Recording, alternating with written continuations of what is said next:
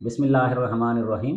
Homeopathy for home में आज हम वॉमिटिंग का मसला डिस्कस कर रहे हैं। बच्चों में तो बिलखसूस, बाज़ औक़ात बड़ों में भी इतनी खांसी आती है कि इंसान को कै उल्टी होती है तो ही जान छूटती है, तो ही तबीयत कुछ बेहतर हो पाती है। ऐसी खांसी जिसका नतीजा खांस खांस के उल्टी हो, उबाक हो, यानी बलगम निकले किसी न किसी शक्ल में, चाहे मैदे से निकले, चाहे खुराक की नाली से निकले, चाहे कहीं से निकले, कुछ ना कुछ मवाद निकलता है, तो ये बच्चा बड़ा कुछ सुकून में आता है। रात को बहुत ज़्यादा होता है अक्सर बच्चों में कि खांसते खांसते इतना खांसते हैं कि वो कै और उल्टी आती है तो तबीयत कुछ बहाल होती है।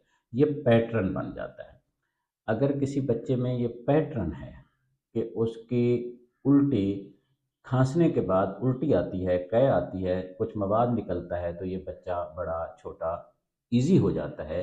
तो इसकी दवा, वैसे तो बहुत सारी दवाएं हैं, 101 दवाइयाँ हैं होम्योपैथी में, क्योंकि हम सारे बाकी फैक्टर्स भी मिलाएंगे, लेकिन सबसे अहम दवा एपिकाक है। यानी मोर देन 70% पेशेंट्स को, अगर मसला पुराना नहीं है, बहुत ज़्यादा एलोपैथिक मेडिसिन नहीं ली, सप्रेसिव मेडिसिन नहीं ली, तो सिर्फ एपिकाक जब जब ऐसी ज़रूरत हो तो वो दे दी जाए तो वो खांसी रुक जाती है। या अगर ये कैफियत है तो इसको एपिकाक को 10 कतरे सुबह, 10 कतरे रात 200 पोटेंसी में 15-20 दिन दे दिया जाए तो ये कैफियत उल्टी वाली, खांसी वाली बेहतर हो सकती है।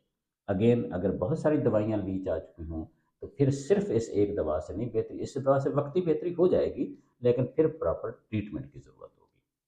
परवरदिगार हम सबको अपनी अमान में रखे। शुक्रिया।